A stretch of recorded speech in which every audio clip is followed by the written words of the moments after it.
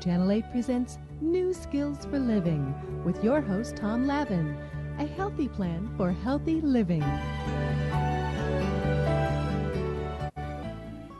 Hello and welcome to New Skills for Living, a show dedicated to healing and wholeness in our community. If you or a family member or a friend has ever had a problem with addiction, alcohol, drugs, gambling, food, sex, work, and you wonder about recovery, you'll want to watch our show today. We have a great guest, Dr. Tim Coughlin. Dr. Coughlin is a founding member of Reno Family Physicians, and as a physician in our community, he has helped thousands of people over the last many years. Dr. Coughlin is also a very well-respected and beloved addictionologist. He has helped thousands of people find their way into recovery. And so, Tim, we're really grateful to have you here for our show today. Thank you for coming. Thanks for having me, Tom.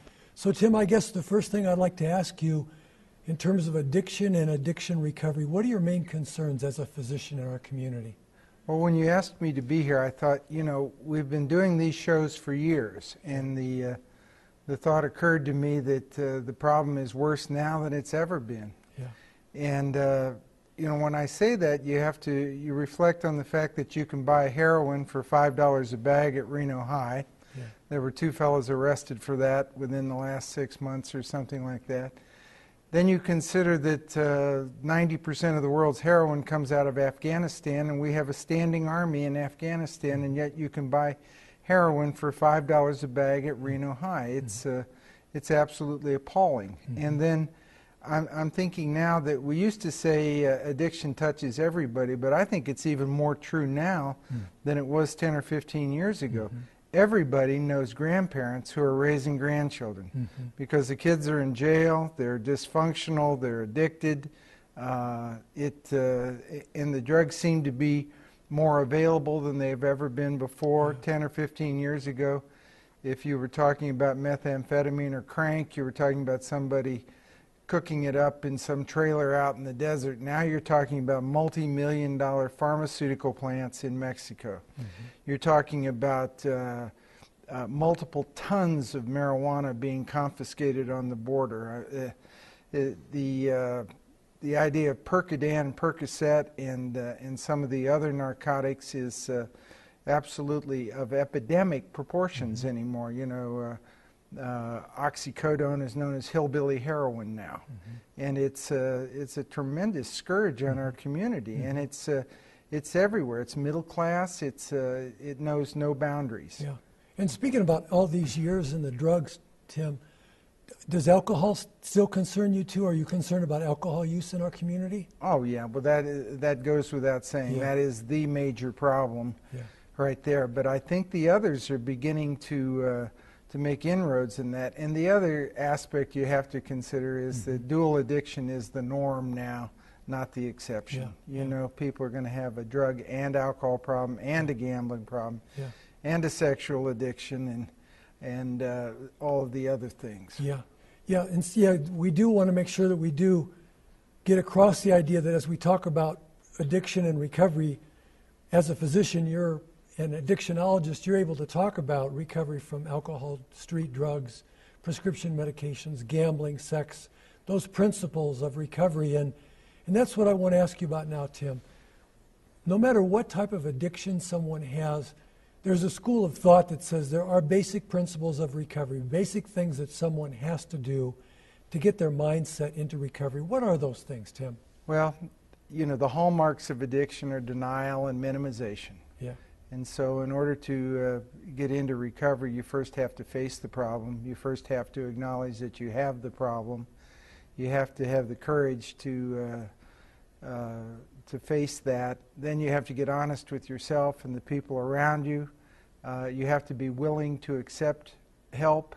And it can be astonishing the amount of denial that you'll see in people where their lives are completely falling apart, their families are being destroyed, and they're still denying that they have any problem. So that element of honesty, that's a basic principle, no matter what type of where someone kind of looks in the mirror, Tim, and says, I can't fool myself any longer, this is really the truth. It's kind of like that Oriental saying about a man takes a drink, and then the drink takes the drink, and then the drink takes the man, huh? Exactly. And someone yeah. realizing this has taken over my life, huh? And most of us have to have a long, dark night of the soul. You Yeah. know, we have to get completely fed up with ourselves. Yeah. We have to hit some kind of bottom. Yeah. In the past, we've tried to bring the bottom up to meet the patient, and sometimes that's effective. But I think just about everybody who's had any kind of contact with people with addictive disease has found out that it's very hard to access treatment anymore. Yeah. That frankly, the insurance companies have done a really terrific job of eliminating inpatient treatment, and they're busy trying to kill outpatient treatment. Yeah. And it's foolish on their part because it's going to cost them a lot more money in the long run. But I think sometimes you have to look at the realities of insurance. You know, most people don't stay with an insurance company more than 2 years, and that's why a lot of insurance companies don't have a stop smoking program, which is just mind-boggling. Because and we want to bridge off of that. Right after this brief break, we'll continue talking with Dr. Coughlin.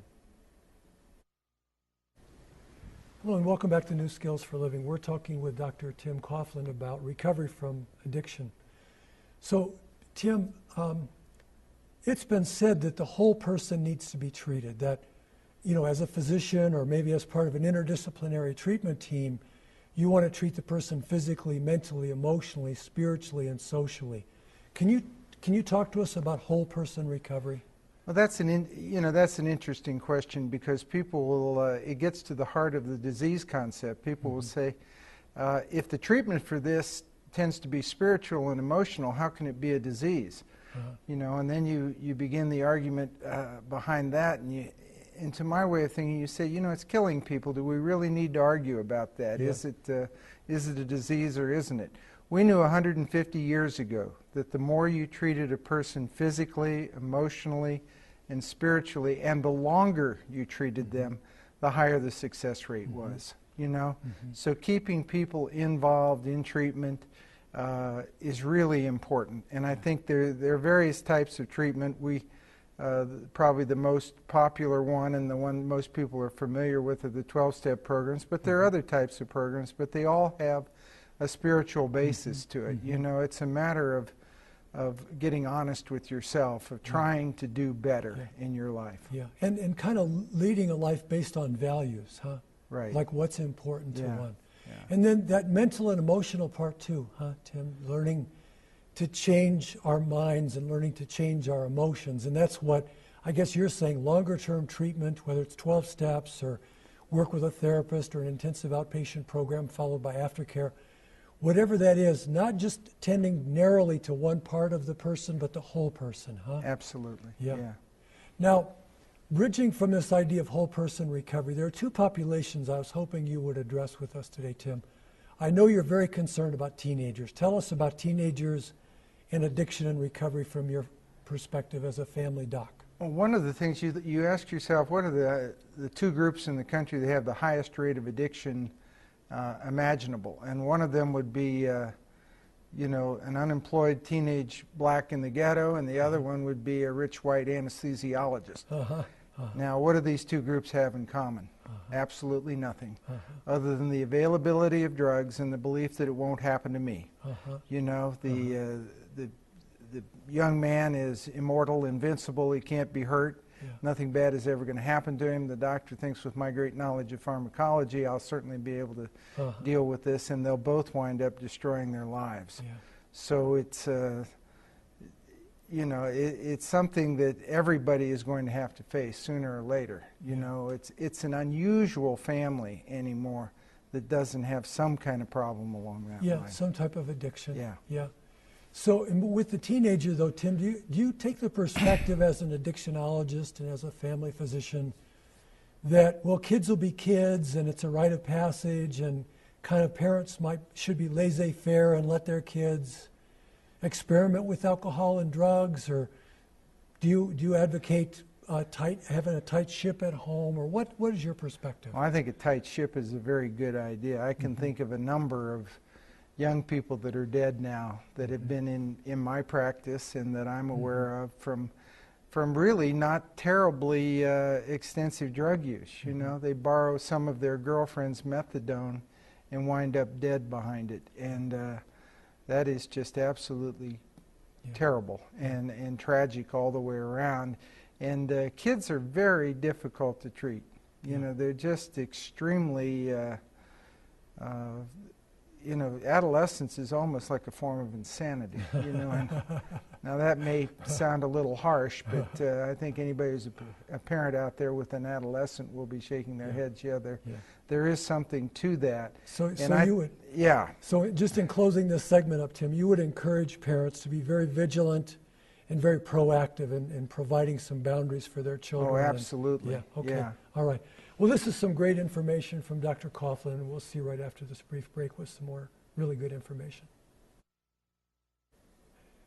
Hello, and welcome back to New Skills for Living. We're talking with family physician and addictionologist, Dr. Tim Coughlin.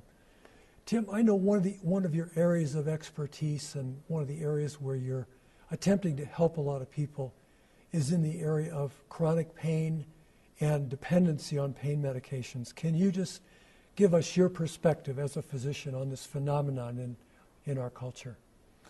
Well, the chronic pain is one of the most interesting and most difficult areas of medicine today. We've come out of a period where people took the attitude that there was no ceiling as far as narcotic usage was concerned. In other words, that it was function, not dose, that mattered.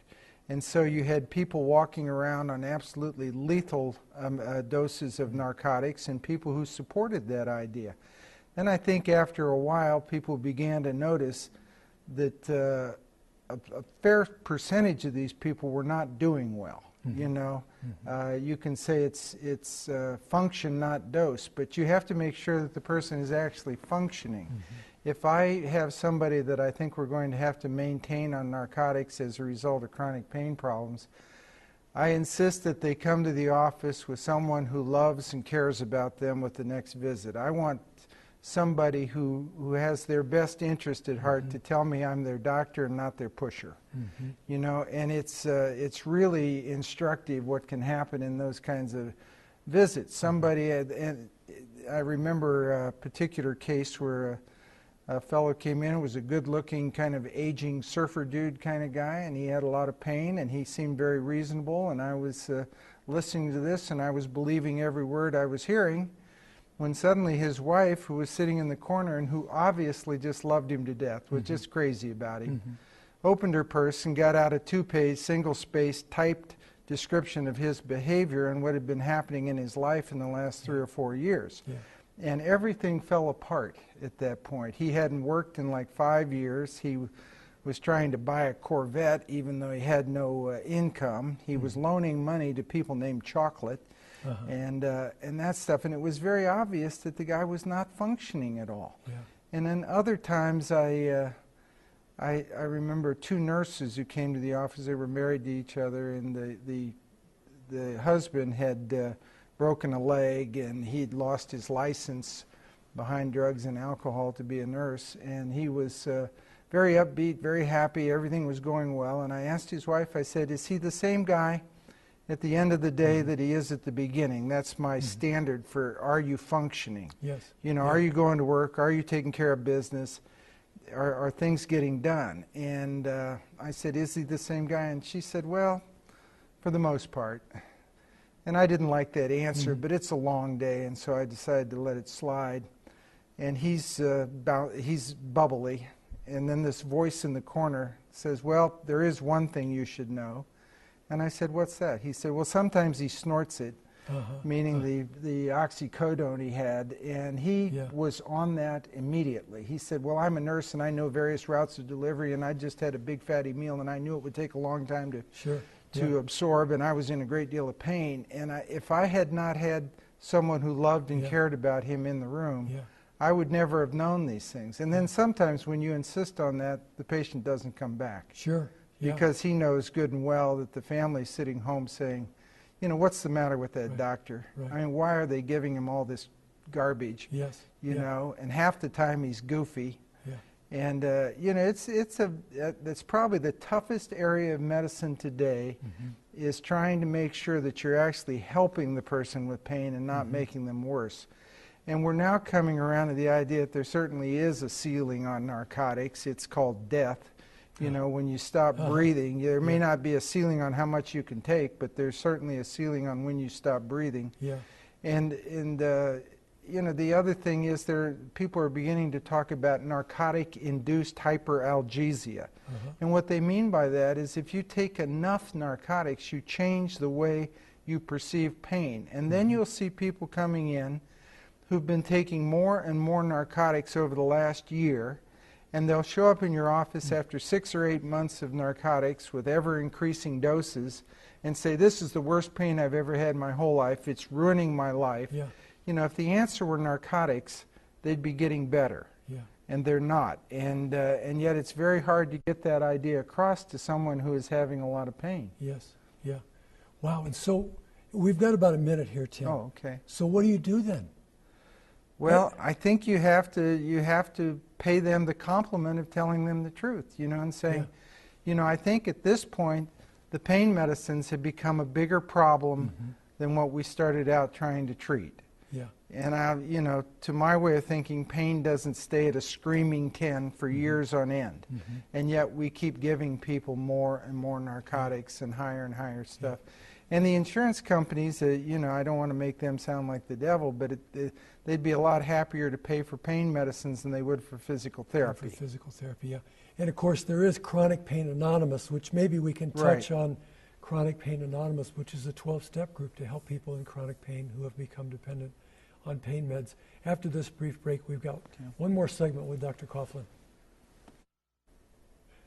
Hi, welcome back to New Skills for Living. We're talking with Dr. Tim Coughlin. So, Tim, we wanted to hear more from you about Chronic Pain Anonymous. You've talked about different 12-step groups. This is one specifically for people with chronic pain who have become dependent on pain medications. Can you tell us about that? Well, I think it's a fledgling kind of movement, but there are a lot of people who are grounded in 12-step programs, and they're getting older all the time, and they're developing degenerative diseases, and sometimes they get placed on narcotics, and over a period of time they become dependent on them, and pretty soon the narcotic becomes a bigger problem than what they started out with. And some of them have come around to the idea that the pain medicines are the problem now. And with Chronic Pain Anonymous, they'll say you're never going to be pain-free.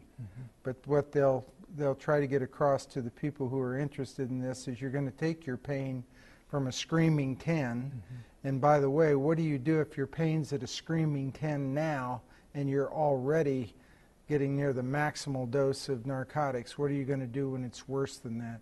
And they'll say, well, with lots of work and effort and character and that kind of stuff, you can take your pain down to a 2 or a 3, something that's manageable, and then reclaim your life. Because right now, your whole existence revolves around getting and maintaining and keeping your supply to this drug available. And you know, it's a miserable situation, and anybody who's lived with someone like that, anyone who's had a family, knows that there's no there anymore. You know, that your loved one is no longer there. What you're seeing is somebody whose chemical is paramount in their life. That's the only thing that matters. Good example, Tim. Now, earlier you were talking about how helpful it was to have family members in the room with the identified patient when you were doing the interview. That brings up this idea of family recovery and family support groups and certain attitudes that family members must have to help their loved one, but then also help themselves. Can you talk about family recovery, Tim? When you're talking about family recovery, you're oftentimes talking about Al-Anon, Narcanon, and other programs along that line. They are of tremendous benefit, and they're pretty strong here in Reno. You know, one of the classic descriptions was someone who's living with someone who is terribly addicted and that kind of thing will go to an Al-Anon meeting and come back and say, you know, they just want to talk about me and I want to talk about him, and they don't get the idea that you're trying, that the person who has lived around the alcoholic or the addict is being harmed. There is no question about that. And Al-Anon is a tremendous resource for To people deal in with those issues of of that mentality, Tim, of being responsible for somebody or being overly controlling, Right. and learning to like let go and detach with love, huh? Yeah. Yeah. And then, so can you talk a little bit about that whole letting go process and tough love and enabling? Well, you know, tough love and enabling are concepts that have been around for a long time. Mm-hmm. The idea that I think the whole heart of Al-Anon is forgiveness, Mm-hmm. you know, in a lot of ways. Mm-hmm. You don't accept responsibility for the addict's behavior, Mm-hmm. and you release them with love, and you can have a very active and healthy and productive life, and stay married to an addict or an alcoholic if you have to. Yes. If you work an Al-Anon program, which is essentially a 12-step program.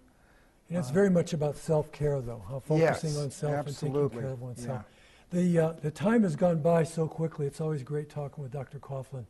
We never have enough time. He's just a wealth of experience and wisdom. And Tim, we want to thank you so much for coming here. Thank you for having me. As part of this 2010-2011 series on addiction recovery, we want to thank you for joining us. We'll continue this whole next year to talk about addiction recovery. Besides the shows that are seen here on Channel 8, these shows are also available on my website, which I think will be put up on the page on the screen in a moment. And if you go to that website, you'll be able to see Dr. Coughlin and the other guests in streaming video throughout 2011 and into the next couple of years.